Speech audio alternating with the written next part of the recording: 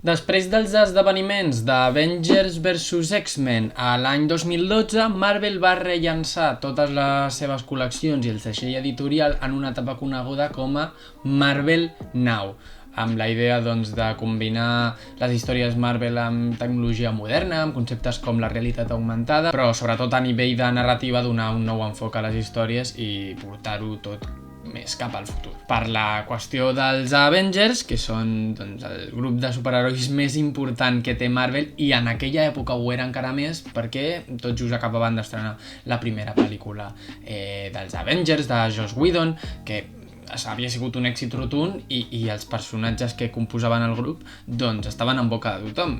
S'havia de preparar una bona, o en aquest cas, bones col·leccions pels Avengers, perquè el que es va fer va ser encarregar-li a Jonathan Hickman agafar les rendes d'aquest equip. No va fer una col·lecció, va fer dues per explicar la gran història que volia explicar. No es va limitar a fer una sèrie grupal, com havíem tingut en totes les altres ocasions, que està molt bé, fer una bona sèrie, independent, en certa manera, les coses que estiguin passant en altres punts de l'univers Marvel, i fer-ho de bona qualitat i que a tothom agradi, punt. No.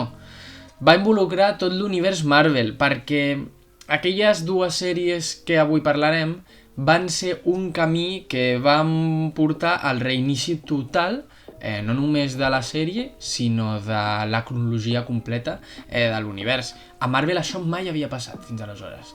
A DC sí, a DC havia passat un munt de cops. El primer cop que va passar alguna cosa així de gran va ser el 1986, i a Marvel aquí estaven ja l'any 2012. Què passa? Recentment DC havia estat fent el Flashpoint, estaven en l'etapa dels 952, que no estava sent la millor de totes, però Marvel volia provar a fer-ho per tal de poder reordenar una mica la cronologia i també poder tornar a començar des de zero amb molts conceptes, però a la vegada tenir el bagatge. I no van voler fer-ho amb simplement un esdeveniment que s'encarregués de reiniciar l'univers, sinó que ho van voler fer, o almenys Jonathan Hickman ho va voler fer, d'una molt bona manera, amb una saga que va durar 3 anys i que està a l'altura de ser considerada com la millor etapa dels Avengers que hi ha hagut mai.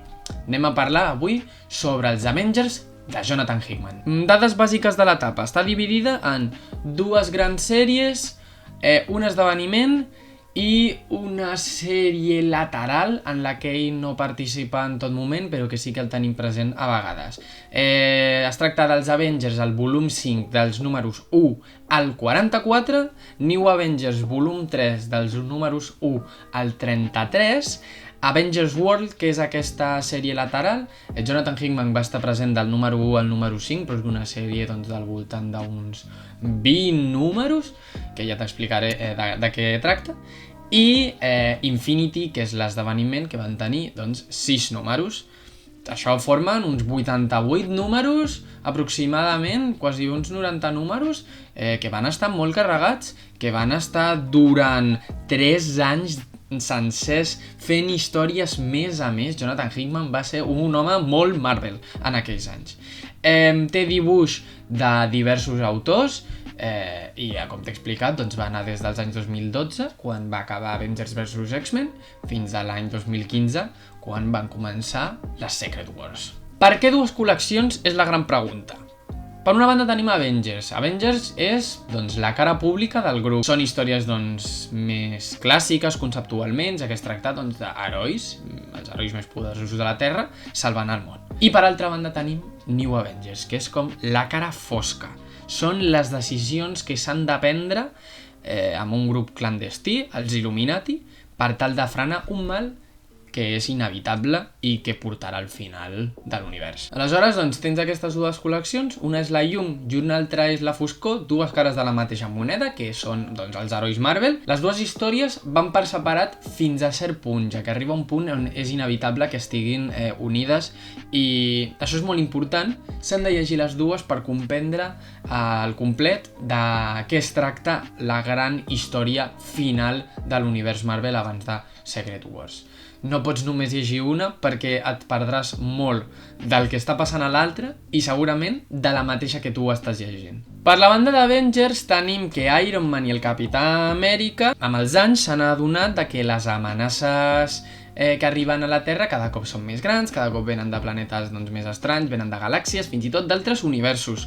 I necessiten crear un grup que vagi més enllà dels 6 venjadors habituals que tenen, 6 a nivell de número. Ja sabeu que les alineacions han canviat molt al pas del temps, però sempre tenim un grup del voltant de 6, 7, 8 persones.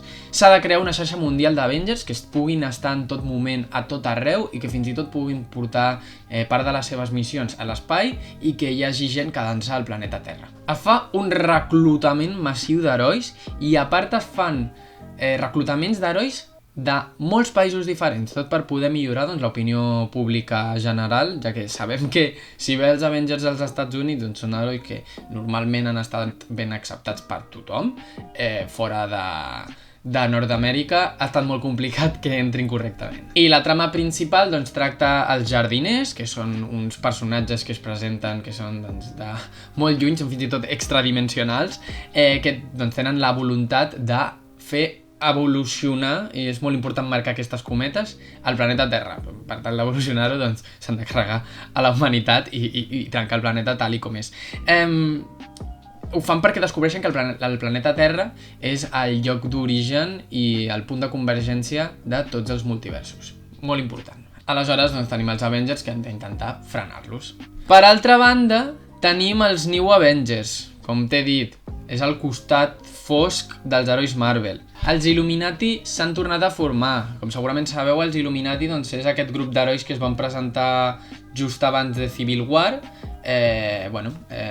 Un petit grup clandestí que suposadament està disposat a fer allò que ni els herois més poderosos de la Terra podrien fer. Es reuneixen de nou perquè Reed Richards, Mr. Fantastic, ha descobert que el multivers inevitablement està morint.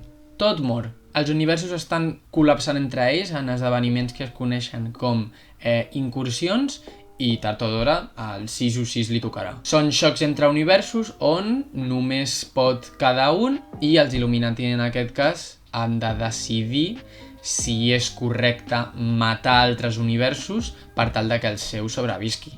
És una decisió important, ja que s'ha de tenir en compte que a cada univers hi ha les seves pròpies terres, amb la seva pròpia vida, amb els seus grups de superherois. Són terres que moralment poden ser millors i pot ser que meresquin més viure que no pas l'univers 6 o 6. És una sèrie que provoca un dilema constant perquè t'ha de posar en la situació de si creure's que és correcte matar versions que fins i tot podrien ser millors que tu per tal de sobreviure. En resumit, les dues sèries són parts de la mateixa història que juntes condueixen a un punt molt concret. Com a sèrie lateral, tant com et comentava al principi, tenim Avengers World. Aquí va estar encarregat Nick Spencer, tot i que hi ha un parell de números, en concret de l'1 al 5, en els que tenim present a Jonathan Hickman ajudant-hi i escrivint la història. Mostra com els Avengers s'han convertit en aquesta xarxa global que et comentava abans, de com ja no només operen 6 superherois junts als Estats Units, sinó que ara hi ha una gran xarxa mundial per tot el món. És una mica fill-in, no és un contingut tan important, és opcional, no té tant impacte a nivell d'aquesta gran trama de cap a on estem anant, però està molt bé perquè és cert que durant tota la sèrie se'ns ha estat explicant que els Venjadors són una xarxa mundial i en aquesta sèrie és on ho podem comprovar i realment és cert. Molta gent és detractora d'aquesta sèrie dient que no aporta res a la veritable funció que té la saga, però la veritat jo t'he de dir que mira, a mi no em sembla gens malament. Dins d'aquesta sèrie, que podríem considerar com un esdeveniment com a tal, ja que, bé, va seguir la sèrie regular d'Avengers i de New Avengers, però realment té una funció que abarca tot l'univers Marvel. Però bé, Com a tal, només va tenir un únic esdeveniment, que és Infinity. Infinity és una col·lecció de 6 números que aquí es van publicar en 4 grapes, que és una guerra a doble banda. És superguai! Per una banda tenim els Avengers contra els Constructors, una batalla clàssica superbèstia a l'espai dels Avengers, a la que s'uneixen un munt de races, com el Shi'ar, com els Kree, com els Skrulls, que doncs, li juren lleialtat a la Terra, perquè és cert que la Terra ha estat un punt molt important en un munt de conflictes que hi ha hagut en tota la història, i mira, doncs li deuen una i ajudaran a defensar la Terra. I per altra banda, mentre la Terra ha estat desprotegida perquè tots els Venjadors han marxat, tenim a Thanos assediant la Terra perquè està buscant el seu fill Thane per tal de matar-lo. Aleshores la comença a liar per Wakanda, per Atlantis, per un munt de llocs. I està molt guai perquè si en aquesta gran etapa hem tingut la història partida en dos, en Avengers i en New Avengers, en aquest gran esdeveniment tenim també la història dividida en dos entre el que està passant a l'espai i el que està passant a la Terra. I cap al final de l'esdeveniment tenim doncs com aquests dos suposadament grups de venjadors s'uneixen per derrotar a Thanos. I això s'ha d'afegir que, mentrestant, les incursions continuen. O sigui, que hi hagi hagut un esdeveniment no vol dir que la trama principal s'hagi aturat. Aquesta part de la història està molt ben integrada al que és el tot, i la veritat és que mola moltíssim. I és un esdeveniment molt interessant, ja que Avengers Infinity War, la pel·lícula, està clarament inspirat en Infinity. No només pel títol, sinó també doncs, per la introducció de personatges com és la Horda Negra, els fills de Thanos. Aleshores va acabar Infinity, va seguir la història i es va destapar el paper dels Illuminati. I si es va destapar el paper dels Illuminati, doncs també es va destapar el gran problema, la fi de l'univers. Els Avengers principals van perseguir els Illuminati per tot el món perquè es van adonar de les coses que havien estat fent i que, si bé les havien fet pel bé de tot l'univers, de l'univers 616, havien estat prenent decisions que potser no eren les seves o que haurien d'haver consultat amb la resta del món i amb la resta de l'univers. A tot això, les incursions cada cop són més freqüents perquè l'univers comença a arribar a la fi definitivament. Això arriba a Doctor Doom, qui s'adona de les coses que estan passant, i ell, com sempre, intenta trobar una solució a la seva manera, juntament amb l'home molècula i el Doctor Strange, que s'uneix a ell, per tal de trobar, per tal de descobrir si pot ser que la solució a la fi de l'univers, o potser el recurs per poder sobreviure a la fi de l'univers, està en la màgia. Tothom intenta trobar la seva manera d'acabar amb el problema, perquè, per exemple, tenim el que he dit de Doctor Doom intentar trobar-ho en la màgia. Tenim a Namor, que forma un grup amb Thanos i amb l'Horda Negra per seguir assassinant a la resta d'universos i fer-ho cada cop més ràpid. I de fet ells ho consulten amb les Nacions Unides de la Terra de l'Univers 616, que aproven el que estan fent. I en tercer lloc tenim a Reed Richards, qui dona per fet que no serà possible arreglar el problema i construeix unes arques on poder allotjar a una petita porció de la vida humana per tal de poder tornar a començar de zero un cop l'univers hagi acabat i, teòricament, es reformi un nou. Quan van avançant la història, no només vam veure la situació des del punt de vista de l'univers 616, sinó que en cert moment se'ns va presentar com ho estava vivint l'univers Ultimate. L'original, no el que tenim ara. Recordem que en aquella època l'univers Ultimate funcionava paral·lelament, al 100%, mai s'havien unit fins ara, i de sobte, en un número d'Avengers, ens presenta que l'univers Ultimate també està a la guait del que està passant, i tot apunta a que els dos universos que quedaran al final seran l'Ultimate i el 616. Sabem que són molt diferents, que cadascú té la seva manera de veure el bé i el mal d'una manera diferent, i això és el que acaba passant. Els dos universos xoquen, lluiten, es maten, i mentre ho fan, l'univers acaba per sempre. Tal i com Reed Richards havia predit, tot mor i tot s'haurà de resoldre a les Secret Wars. Un esdeveniment també de Jonathan Hickman que mereix el seu propi vídeo i serà més endavant, i que per molts és considerat com el millor esdeveniment de tots els temps de Marvel Comics. Jo no sé si pensa el mateix, jo tinc alguns altres que m'agraden més, però crec que és més qüestió personal, però he d'admetre que a nivell de narrativa, a nivell de qualitat de la funció que té això dins de l'univers Marvel, és una història que mai més es tornarà a repetir. En qüestió de significat, els Avengers de Jonathan Hickman és una tragèdia, és la fi de l'univers Marvel. Després de les Secret Wars, l'univers es va refer i és cert que a nivell d'aparença doncs, semblava bastant semblant al que sempre havíem tingut, però és veritat que era un diferent. Ja no era l'univers 6 o 6, ja no estem a l'univers 6 o 6 per molt que molts doncs, ens seguim referint a la línia principal amb aquest nom, però ara estem a la Terra primordial i això no ha canviat des de l'any 2015. És una història que explora doncs, la moralitat dels personatges i és que es demostra que no tots els herois són tan bons i no tots els dolents són tan dolents i que arriba un punt on tots ells uniran forces per tal de sobreviure. És una història que recomano molt i que està disponible en diferents formats. Per una banda estan les grapes, que és la manera original doncs, com va sortir aquí.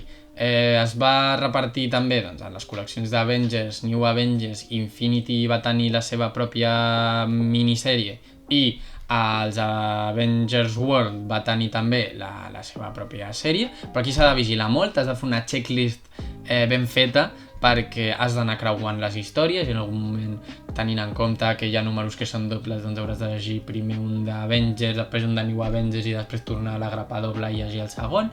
Aleshores és important saber com s'ha de llegir, però això, si tu et muntes la teva llista, ho tens molt fàcil per seguir, és la manera en la que jo ho he seguit. Els podeu trobar de segona mà a plataformes com Wallapop, com Vinted, com Todo Colección, perquè se segueixen venent a preus accessibles. I jo recomano millor fer això perquè és veritat que existeix en un altre format, que és en el format Marvel Deluxe, que jo amb Marvel Deluxe tinc la part de Los Vengadores Mundiales. És veritat que en aquest format és molt més difícil trobar-ho perquè són números que ja estan descatalogats i la gent és molt dolenta i en el mercat de segona mà s'especula un munt. Aquest volum mateix. I jo perquè el vaig trobar fa no gaire, perquè vaig buscar, perquè això és molt important, buscant es troba. El vaig trobar a una botiga, al preu de primera mà, doncs el preu que té, que són 35 euros, però és veritat que jo he vist a Wallapop, ho podeu buscar i a veure si us faig alguna captura i us ho deixo per aquí, podeu veure que a Wallapop s'estan venint a preus de riure això a més de 60 euros. Mai pagueu més del que costa un còmic de sortida. Però això són 9 volums, si busqueu i els trobeu, doncs no tu, perquè és la manera, doncs jo crec la millor manera a nivell de comoditat, perquè aquí ja se't combinen les històries, se t'ordenen amb el que has d'anar seguint i és molt fàcil seguir-ho i desembocar doncs, en el desè volum que és Secret Wars. No recorriu a això si s'especula amb els preus i és que tot s'acaba reeditant i probablement aquesta història se reeditarà molt abans del que ens pensem. Recordeu que l'any vinent tenim Avengers Doomsday i el següent tenim Avengers Secret Wars, que són històries que d'alguna manera o altra estaran inspirades en el que s'explica aquí. Segur que reeditaran d'alguna manera la història, però és que completament segur, i si no, tard o d'hora arribarà. Però sí, són històries que, si les trobeu, no les podeu deixar escapar. Cal tenir una mica de bagatge perquè recopila informació de molts anys de història dels Avengers, però igualment és superentenedora a la manera de Hickman i superentretinguda i sempre manté un nivell excel·lent.